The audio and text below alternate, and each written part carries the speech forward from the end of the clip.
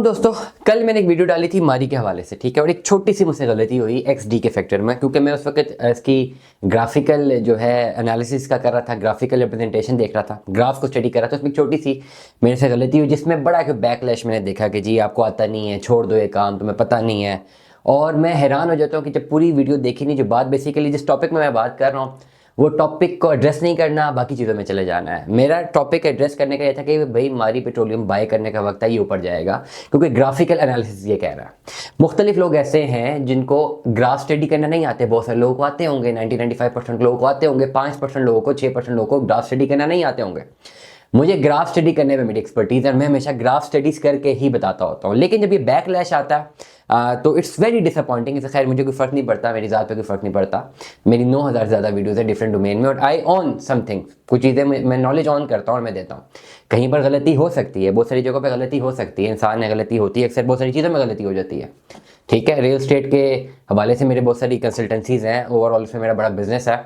अक्सर वहाँ पे एक पेमेंट्स में चेक लिखते हुए जीरो की गलती हो जाती है, ये भी हो जाता है। तो this is a human error, ये होता है। लेकिन ओवरऑल किसी की भी क्रेडिबिलिटी को एकदम से यूं चैलेंज कर देना, सिर्फ एक वीडियो देख के, बाकी देखें जो सैकड़ों वीडियोस बनाई हैं, म्यूचुअल फंड के हवाले से इतनी डिटेल्स बताई हैं, जो चार्ट एनालिसिस बताया, इंटरेस्ट रेट बताया है, इंटरेस्ट रेट के ट्रेंड्स बताए हैं, वो तो वहाँ पे तो किसी का बात नहीं आती। खैर ओवरऑल बड़ा क्लियरली बताऊंगा, to may you agree may you disagree, चाहे किसी को अच्छा लगे चाहे किसी को बुरा लगे, मैं काम करता रहूँगा, मैं अपना काम जारी और सारी रखूंगा और मैं बताता रहूंगा जो मेरे पास नॉलेज है। हाँ, कई जगहों पे मुझसे गलती हो सकती है, उस गलती को मैं एड्रेस करूंगा। मारी पेट्रोलियम में से मेरी ये गलती ये हुई कि जब मैं इसका चार्ट स्टडी कर रहा था तो जहाँ पे एक्स डी फैक्टर लगा था, ये 13 सितंबर और 16 सितंबर को, तो वहाँ पे मुझसे गलती ये हुई कि बजाय एक्स टी फैक्टर को बताने के मैंने इसको ग्राफिकल रीड करते हुए क्रैश का वर्ड यूज़ किया, जो कि गलत था, नहीं करना चाहिए था। लेकिन इसका ये मतलब नहीं था डेट आई एम, मैं कोई इस फील्ड में पढ़ा लिखा नहीं हूँ या ओवरऑल मुझे कुछ आता नहीं है। To be very straightforward blunt, बहुत सारे लोग हैं जिनको बर्दाश्त नहीं होती हमारी बातें, ठीक है। मेरी रियल एस्टेट में हज़ारों वीडियोज़ हैं, एज एन इन्वेस्टमेंट कंसल्टेंट मैंने कितने लोगों की इन्वेस्टमेंट्स करवाई और सारी सिक्योर्ड है। स्टॉक मार्केट के हवाले से मेरा एक एक्सपीरियंस है,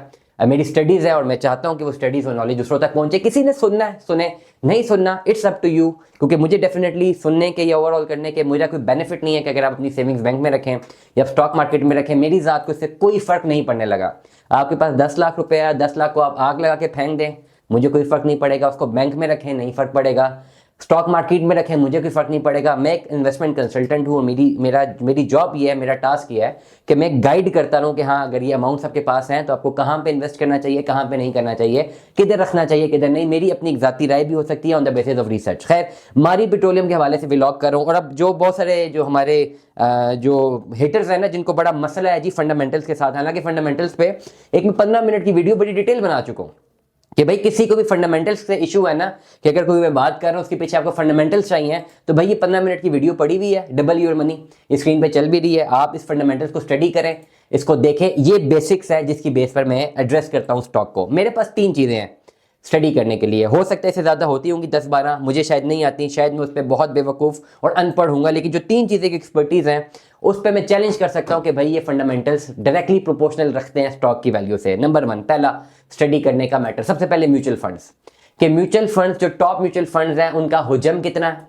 उनका कंप्लीट हुजम कितना है, वो अपने इन्वेस्टर्स को पर मंथ कितना पैसा दे रहे हैं, हर 6 महीने बाद कितना पैसा दे रहे हैं, साल बाद कितना पैसा दे रहे हैं, और उन म्यूचुअल फंड में से हाई रिस्क म्यूचुअल फंड कौन सा है, लो रिस्क म्यूचुअल फंड कौन सा है, और हाई रिस्क म्यूचुअल फंड जो है वो उसने अपनी इन्वेस्टमेंट कौन कौन से स्टॉक्स में कर रखी हुई है, डेट इज इंपॉर्टेंट। और मैं अपने व्लॉग्स में जो पहला फंडामेंटल्स होते हैं, मैं म्यूचुअल फंड को स्टडी करता हूँ कि भाई कौन से पर्टिकुलर स्टॉक में maximum number of mutual funds invested है। तो पहला फंडामेंटल हमारा हमेशा ये होता है। दूसरा फंडामेंटल होता है इसकी चार्ट हिस्ट्री, चार्ट को पढ़ना, एनालिसिस करना। ये जो चार्ट शो हो रहा होता है ना पिछले 5 साल का, 6 साल का, और अक्सर मैं हैरान हो जाता हूँ कि जो बड़े बड़े फिलोसोफर्स हमें गाइड कर रहे होते हैं ना, उनको चार्ट एनालिसिस भी नहीं आता, उनको चार्ट रिप्रेजेंटेशन भी नहीं आती, और वो हम जैसों को बता रहे होते हैं, सिखा रहे होते हैं कि भाई हमें क्या करना है। चार्ट एनालिसिस ये होता है कि किसी भी स्टॉक में अपनी इन्वेस्टमेंट करनी होती है तो आप उसका चार्ट वेरिएशंस देखते हैं, 5 साल का चार्ट देखते हैं कि इसमें उतार और चढ़ाव किस तरह आया।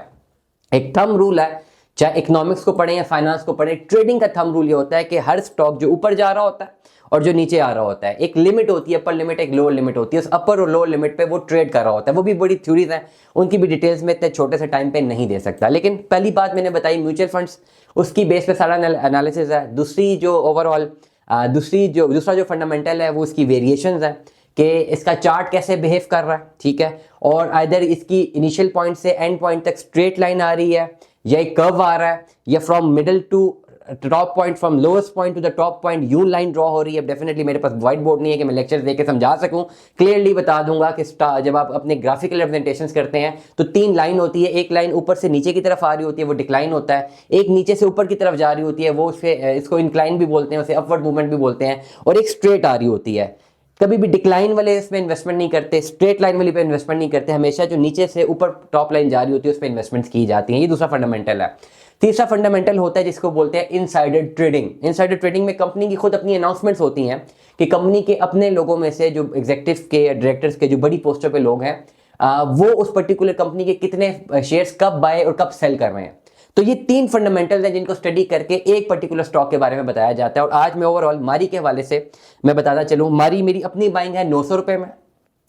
कल मैं उठा, परसों की बाइंग है 900 में, कल उठा तो पता लगा कोई 800 कुछ पे गिरा हुआ था, और आज मैं एक्सपेक्ट कर रहा था कि दोबारा ऊपर जाएगा, लेकिन आज मैं दोबारा उठा तो ये 700 पे गिरा हुआ है। और ये पहली वो बाइंग मैंने की है जो कि ओवरऑल कुछ ऐसे फंड्स थे जिन फंड्स को किसी सूरत कहीं पर यूटिलाइज नहीं किया जा सकता था, लेकिन मैंने मारी पे रिस्क लिया कि यार मारी पे डालता हूं पैसे, ये हफ्ते डेढ़ में महीने में भी ये कर सकते हैं, लेकिन लॉन्ग रन अप्रोच में भी अगर जा सकूं तो उसके ऊपर मेरे पास एक ओवरऑल एक दूसरा चैप्टर होना चाहिए कि अगर ये पेमेंट स्ट्रक भी हो जाए तो मेरे पास रिलीज करने के लिए दूसरी जगह पे जो करनी है वो मेरे पास उसका बैकअप मौजूद हो। मेरे व्लॉग्स टोटली डिपेंडेंट होंगे भाई लॉन्ग रन पे।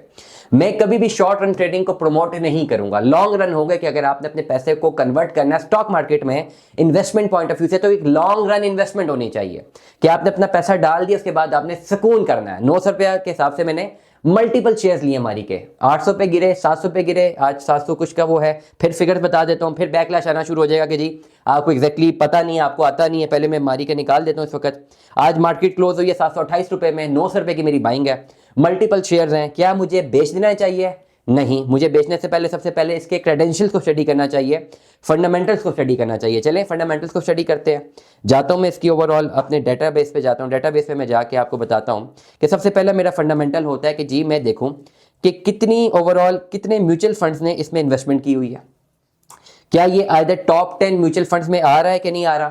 क्या जो टॉप 10 म्यूचुअल फंड्स की कंपनीज हैं जो कि अपने ओवरऑल इन्वेस्टर्स को ज़्यादा पैसा बनाकर दे रही हैं, क्या मारी में उन्होंने इन्वेस्टमेंट की हुई है कि नहीं की हुई। सबसे पहला सवाल मेरा ये होगा। इस वक्त अगर मैं डाटा खोलता हूँ, आप चाहें तो गूगल से जो है डाटा क्रॉस वेरीफाई कर सकते हैं। इस वक्त 36 कंपनीज ने अपनी जो म्यूचुअल फंड 36 म्यूचुअल फंड्स ने अपनी इन्वेस्टमेंट्स की हुई हैं मारी में। और इस वक्त मारी ओवरऑल आ रहा है 5वें नंबर पे जो म्यूचुअल फंड का फेवरेट है। पहले नंबर पे म्यूचुअल फंड का फेवरेट है 86 कंपनीज का, जो 86 म्यूचुअल फंड का फेवरेट पीपीएल है। 86 म्यूचुअल फंड्स का जो है वो फेवरेट ओजीडीसी है। 68 म्यूचुअल फंड्स का फेवरेट पीएसओ है। 56 म्यूचुअल फंड्स का फेवरेट जो है लक का है, लकी सीमेंट का है। और 46, मैं अभी आपको डाटा जब बता रहा था ये 36 का था, और अभी जो मेरे पास डाटा अपडेट हो रहा है ये 46 म्यूचुअल फंड्स का डाटा आ रहा है। हालांकि कल रात तक की जो मेरी रिसर्च थी वो 32 या 36 पे थी, अभी 46 का म्यूचुअल फंड्स का डाटा है जिन्होंने मारी में अपनी इन्वेस्टमेंट की है। हुज्जम पता है कितना है? 14 अरब 68 करोड़ 2,67,139 रुपए का। ये बड़ा क्लियर मैसेज है उन लोगों के लिए जो कहते हैं जी आपको फंडामेंटल्स नहीं पता होता, आपको पता नहीं है। 14 करोड़ 68 लाख 2,67,139 रुपए की कंप्लीट इन्वेस्टमेंट म्यूचुअल फंड्स ने अपनी की हुई है कलेक्टिवली मारी में। 46 ऐसी म्यूचुअल फंड्स की कंपनीज ने। मैं सवाल उनसे पूछूंगा जो कि बैकलैश स्टॉक कर रहे होते हैं कि आपको इन फंडामेंटल्स को आपने खुद कभी स्टडी किया हुआ है? नहीं किया होगा। अब आते हैं सबसे बड़ा जो फंड है नेशनल इन्वेस्टमेंट यूनिट फंड, जिसने अपनी ओवरऑल अपने फंड का 8.9% मारी में इन्वेस्ट किया हुआ है, नेशनल इन्वेस्टमेंट यूनिट ट्रस्ट का। ठीक है, अब इसको स्टडी कर लेते हैं कि ओवरऑल इसकी नैव वैल्यू कितनी है। नेशनल इन्वेस्टमेंट यूनिट ट्रस्ट की जो नैव वैल्यू है वो इस वक्त 139.39 है। इनके पास जो एसेट्स अंडर मैनेजमेंट है वो है 81.66 बिलियन के। इनका करंट चेंज आ रहा है -2.25 का आ रहा है। अगर किसी ने NIUT में अपना 1 लाख इन्वेस्ट किया हुआ था तो 1 मंथ के एवज इसको 28 रुपए प्रॉफिट मिला, 3 महीनों के एवज इसको 55 रुपए का मुनाफा मिला, 6 महीनों में 62 रुपए का मुनाफा मिला, और 1 साल में 85 रुपए का मुनाफा मिला। मतलब 1 लाख रुपए का, अगर 100 रुपए के हिसाब से बात कर रहा हूं, 1 लाख रुपए की इन्वेस्टमेंट की तो 85,000, और अगर 100 की इन्वेस्टमेंट थी तो 85 रुपए, 85.39% का। अब यहां पे भी बैकलैश करना मत शुरू हो जाइएगा कि जी लाख का बोल के पैसे रुपए का बोला। 100 रुपए के हिसाब से कंपैरेटिवली एनालिसिस कर ले या लाख रुपए के हिसाब से कंपैरेटिव एनालिसिस कर ले। परसेंटेज वाइज ये है कि अगर लाख रुपया डाला था ना भाई NIUT में 1 साल के लिए तो 85 रुपए 85%, मतलब 85,000 रुपया उसे मुनाफा मिला है। और NIUT ने अपना कंप्लीट फंड का 8.9%, जिसकी अमाउंट बनती है अप्रॉक्सीमेटली 81656000, ये अमाउंट इन्होंने इन्वेस्ट की हुई है मारी में। दूसरा फंड है जी मिजान इस्लामिक फंड, जिसमें 8.31% इसने अपनी इन्वेस्टमेंट का इन्वेस्ट किया हुआ है मारी में, मिजान इस्लामिक फंड में। अब इसकी अगर हम इस पे जाते हैं, अगर आपने मिजान इस्लामिक फंड में अपनी इन्वेस्टमेंट की हुई थी 1 लाख रुपए की, तो 1 साल में इन्होंने 1 लाख रुपए पीछे 70,000 रुपए का मुनाफा दिया, 70.99% का इंक्रीज दिया। ये डाटा पड़ा हुआ है गूगल पे, आप चेक कर लें। इसके अलावा टाइम कम है, अलमिजान म्यूचुअल फंड है, मिजान तहफ़्फ़ुज़ पेंशन फंड है, KSC मिजान इंडेक्स फंड है, एटलस इस्लामिक स्टॉक फंड है, NBP इस्लामिक स्टॉक फंड है, NIT इस्लामिक इक्विटी फंड है, मिजान एनर्जी फंड है, और एंड इट गोज ऑन। ये नवंबर का डाटा भी आपको बता रहा हूं, अभी तो दिसंबर का डाटा आना है। और ये ओवरऑल कितनी कंपनीज है, अगेन रिपीट कर देता हूं, 46 कंपनीज हैं, 46 म्यूचुअल कंपनीज, म्यूचुअल फंड्स कह लें, कंपनीज कह लें, बैंक कह लें, जो मर्जी आप इनको नाम दे दें। 46 म्यूचुअल फंड्स ने अपनी इन्वेस्टमेंट्स की हुई है मारी के ऊपर। एक ये आ गया फंडामेंटल। चार्ट का एनालिसिस आया, चार्ट मैंने कल भी करके बताया था कि ओवरऑल एक्स फैक्टर को छोड़ दें। एक्स फैक्टर की डिटेल में मैं दोबारा वीडियो बताऊंगा कि एक्स फैक्टर क्या होता है, उसको थोड़ा समझाना कम टाइम में मुश्किल है। चार्ट ये है कि मारी का चार्ट डेफिनेटली आहिस्ता आहिस्ता लो से ऊपर की तरफ ही जा रहा है। 450 से शुरू हुआ सितंबर में, अभी हम नवंबर में पहुंचे, दिसंबर में आ चुके, तो ये 900 तक की वैल्यू तक गया और इसने वापस ऊपर जाना है। इसका ट्रेंड इसलिए हो रहा है, एक तो ग्राफिकल ट्रेंड जो है वो भी ऊपर की तरफ इसको अपवर्ड मूव कर रहा है। दूसरा जो ट्रेंड था जो मैंने आपको म्यूचुअल फंड का बताया, जो कि काफी ज्यादा फंडामेंटल अपनी अप्रोच रखता है, अपनी एग्जिस्टेंस रखता है, वो भी काफी ज्यादा इंपॉर्टेंट है। तीसरी जो बड़ी इंपॉर्टेंट चीज है जो कि आपको कम्युनिकेट करना बहुत ज़्यादा ज़रूरी है, वो इनसाइडर ट्रेडिंग। इसको इनसाइडर ट्रेडिंग इसलिए कहेंगे क्योंकि इनसाइडर ट्रेडिंग इस वक्त जो अनाउंसमेंट्स हैं ये पब्लिकली होती हैं, इसमें कोई वैसी चीज़ नहीं है कि जी ये छुपी छुपाई बात है। अब यहाँ पे हम आ जाते हैं कि जी मारी में शजील अहमद एग्जेक्टिव ने CDC इनका जो है फॉर्म ऑफ शेयर सर्टिफिकेट है, मार्केट इनकी रेडी मार्केट है, जिसमें इन्होंने 1200 शेयर्स बाय किए हैं 881 रुपए के रेट से। 1200 शेयर्स बाय किए मैं, किसने? शजील अहमद एग्जेक्टिव ने मारी पेट्रोलियम के। किस डेट पे? 16/12/2024 को, 16 दिसंबर को इन्होंने 1200 शेयर्स बाय किए हैं, ठीक है। और इसी तरह जो है ओवरऑल ये इनके पास जो भी डाटा हमारे पास आ रहा है, 1 2 3 4 5 6 7 ऐसे एग्जेक्टिव की पोस्ट है जिन्होंने अपने शेयर्स बाय किए हैं मारी में इसी दिसंबर के महीने में, जिनमें नंबर ऑफ शेयर्स बता दूं, एक ने 1200 किए में, एक ने 1150 किए में, एक ने 100 किए में, एक ने 900 किए में, एक ने 650 किए में, एक ने 1150 किए में और एक ने 2000 किए में। अब जो brigadier Aftab Ahmed Qureshi, CDC account ready, इन्होंने 16 दिसंबर 2024 को 2000 शेयर्स मारी के खुद खरीदे हुए 895 रुपए की कीमत के साथ। तो अगर तो शेयर ने नीचे जाना था तो कंपनी के एग्जेक्टिव खुद को क्यों शेयर को खरीद रहे हैं, वो भी 2000 शेयर। 2000 शेयर का मतलब क्या पता है कि इन्होंने अप्रॉक्सीमेटली 16 से 17 लाख रुपए इसमें इन्वेस्ट किया है और अभी तो गिर गया 7 लाख पे, ओवरऑल 2 लाख रुपए का इनको नुकसान हो गया और इन्होंने अभी सेल भी नहीं की है। तो ये वो ट्रेंड है जिसकी वजह से कल मैं बता रहा था कि भाई ये ऊपर जाएगा, इस ट्रेंड में ऊपर जाना। और गलती मेरे व्लॉग में ये हुई कि जो XD का फैक्टर था, जहां पे 13 सितंबर को मारी का जो ग्राफिकल एनालिसिस था वो नीचे गिरा, वो 456 पे आया, वो XD था, वो बोनस शेयर्स मिले, उस पर भी कंप्लीट डिटेल्स हैं, कभी बाद में टाइम मिला तो बताऊंगा। उसको रीड करने में थोड़ा प्रॉब्लम हो गया कि वो मुंह से निकल के जी क्रैश होगी, क्योंकि मैं ग्राफ रीड कर रहा था फ्लो में और मुझे 5 मिनट के अंदर बड़ी इंपॉर्टेंट इंफॉर्मेशन डिलीवर करना होती है। इट डजंट मीन, इसका ये कतन मतलब नहीं है कि जी हमें एक्सपर्टीज नहीं है, ये हम स्टडी किए बगैर आते हैं। मैं इस सीट पे अगर बैठता हूँ, कोई लेक्चर दे रहा होता हूँ, रोजाना मैंने 2 लेक्चर देने होते हैं इन्वेस्टमेंट्स पे, तो मैं पूरी रात स्टडी करके आता हूँ।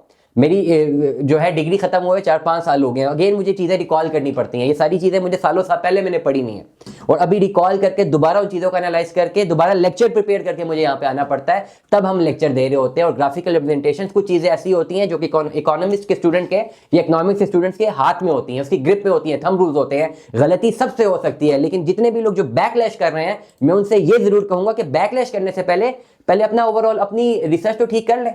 क्या आप अगर ये कह रहे हैं कि किसी से एक गलती हुई है, उसके पास बिल्कुल रिसर्च नहीं है, तो बहुत सारी गलतियां दिन में आप भी करते हैं, इसका क्या ये मतलब है कि उसको बिल्कुल ही नहीं आता? Again I will stand on my words, मारी को बाय करने का टाइम है, मारी ऊपर जाएगा। मेरी अपनी बाइंग 900 रुपए में। जो एग्जीक्यूटिव डायरेक्टर साहब है, ब्रिगेडियर साहब, जो यहाँ पे इनसाइडर ट्रेडिंग इन्फॉर्मेशन है, इसे इनसाइडर ट्रेडिंग कहते हैं, इनसाइडर ट्रांजैक्शंस कहते हैं। It is not insider trading. Insider trading जो है, इनसाइडर इन्फॉर्मेशन वो लीगल नहीं है। इनसाइडर ट्रांजैक्शंस ये लीगल होती है, ये कंपनी की जानिब से पब्लिश की जाती हैं, वो आप रीड आउट कर सकते हैं। उन्होंने जब खुद 2000 शेयर्स बाय कर लिए तो पहला फंडामेंटल पूरा हो गया। म्यूचुअल फंड में 46 कंपनी से इन्वेस्टमेंट की हुई मारी में, ये फंडामेंटल पूरा हो गया। चार्ट एनालिसिस बता रहे हैं ग्रोथ पे जाएगा, ये फंडामेंटल पूरा हो गया। भाई मुझे ये 3 चीजें ही ज्यादा बेहतर आती है और मैं इसी की बेस पे आपको एडवाइस कर रहा हूं कि हाँ, मारी को होल्ड करने का टाइम है, सेल करने का टाइम नहीं है। दुआ में याद रखिएगा, अपना बहुत सारा ख्याल रखिएगा। स्टे ट्यून में। 10 अल्लाह हाफिज।